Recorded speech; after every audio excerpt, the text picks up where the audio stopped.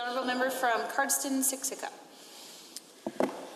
Why, thank you, Madam Speaker, for this opportunity to rise and speak in favour of motion 502, put forward by my friend and colleague from Athabasca, Barhead, Westlock. It's also great to see many members in this House rise today in what appears to be bipartisan support of this motion. But I think this motion speaks to unintended consequences. I think that's really the point of this, is unintended consequences and how we can go about avoiding them. We've heard a lot of comments today about the Refugee and Citizenship Case Processing Centre out in the Vagreville area and the lack of consultation that was carried out on behalf of the federal government when that office was closed, and the drastic effects it had on the community. And so I support doing an economic impact study before government offices are closed, because like the member opposite said from Edmonton Centre, Alberta's public sector does tremendous work, and their interests must be considered. But so too must be considered the interests of rural Alberta. It is a place where I live. I have lived in many places lived and visited many places across this province, across this country. And in my completely unbiased opinion, rural is where it's at. But I digress. But I want to tell you a little bit about some unintended consequences that I have seen in the past. In the small town of McGrath, a town of about 2,600 constituents in Cardston-Siksika, there is a hospital, or rather what was once a hospital with an active emergency room. And about a decade or so ago, it was closed down. And as a result, it has taken a bit of a hit because of the attractiveness of living in a town with an active hospital. Not far to the northeast is Raymond, it has a hospital, and where the town where I live, Cardston, also has a hospital. And the populations in both those towns are larger, not necessarily directly as a result of the hospital, but certainly when the hospital was closed, I was told there's about 20 nurses who were no longer working in town. And as a result, they were not buying local products, and they weren't even using the local golf course. Further to the south, the town of Delbanita. Several decades ago, there was a school in Delbanita, and that school was closed. And as the one member in Cardston, or rather in McGrath, said that he graduated, there's about 43 students in his graduating class. Today, there is no longer a school there. No one's graduating to go to McGrath, and the town has a population of about 651 people. And while I'm talking about education, I just wanted to take a moment to tell you how important it is and what it's done for my life, and the importance of great teachers and the effect they've had on me. When I moved to Alberta, when I was in my teenage years, I had some of the greatest teachers that a young student could ever ask for. In my English class, Mrs. Pilling. In my math class, Mr. Noe. And both those teachers were more than just instructors. Living in a small town, they were friends, they became mentors, and they encouraged me that I could do better in both those subjects. And they helped me along the path. And I am certain that without their help, I would not be where I am today, and so to them I do want to say thank you. But unintended consequences is what we are trying to avoid. This government ran on a platform with 5 major commitments. Repealing the carbon tax.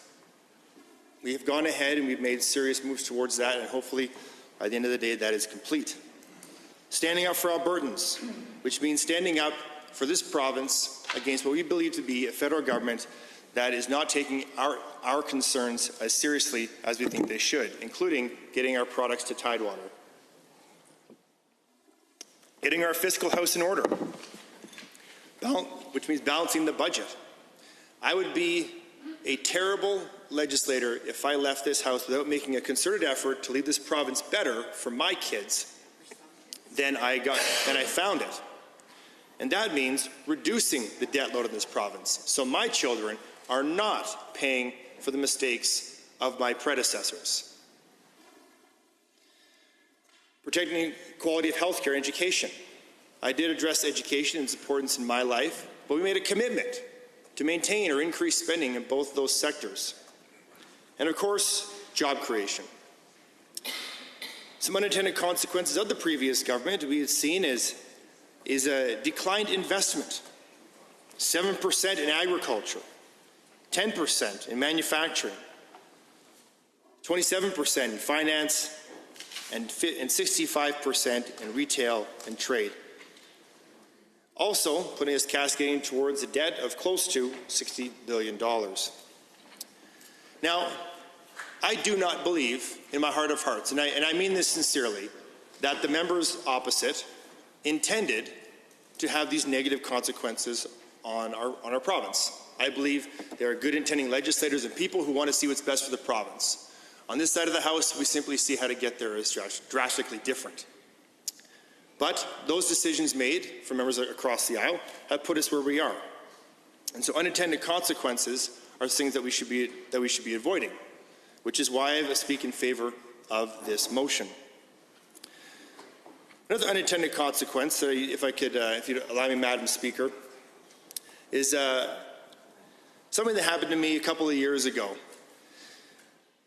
What was introduced was the soda stream. Some people might know this. It carbonates water. And I was giddy. I was absolutely giddy, Madam Speaker, about the soda stream.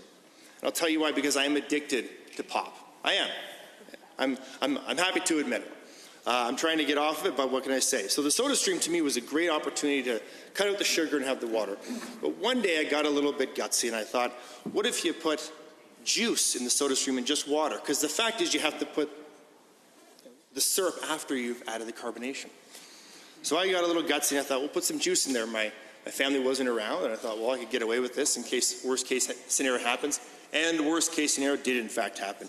Soda stream blew up, juice all over myself, all over the floor, and I was left with a sticky mess to clean up, including trying to save the soda stream. Madam Speaker, all I wanted was some fizzy grape juice. That's all I wanted. But the reality is that the unintended consequences was a mess all over the floor. I relate that, in fact, to this province. If we do not consider all of the outcomes, all of the factors involved, when we are making decisions, be it small, medium, or large, we could end up with a colossal mess. I do believe that we are heading towards that mess, and it is our job as this government to right the ship. But it starts with doing the proper consultation.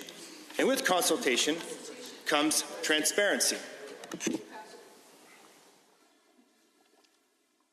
I hear whispers across the aisle. They don't like the word transparency. No, okay. It was a funny story. In any event, transparency is something that government should also adopt. And in doing so, communicating with the local communities of what they intend to do. This is something that I don't believe the federal government considered when closing the Refugee and Citizenship Case Processing Center. And it's something that is incumbent upon us to do if we're going to make decisions that will affect entire communities. Now, with regards to Vegreville, 280 jobs may not seem like a lot to some, but to the town of Vegreville, it is a massive part of the population. Jobs that we must protect. These employees who were let go were given an option to take a new position of employment within the city of Edmonton. However, that was an hour and a half away, and many, including single parents, were unable to make that transition in living and bringing their kids to the larger city. They wanted to stay in Vegreville, or they weren't able to make that transition. So as we develop policy, and as we make decisions that are going to affect both urban and rural parts of the province, we must consider all factors involved. And if we do not, we will find ourselves in a big, sticky mess. And we will be deviating from the promise that this government made only months ago through the campaign to right the fiscal ship and to protect jobs in the economy in this province. And so with that, Madam Speaker, I'll conclude my remarks by saying thank you for this opportunity to speak, and I hope that all members in this legislature will vote in favor of motion 502.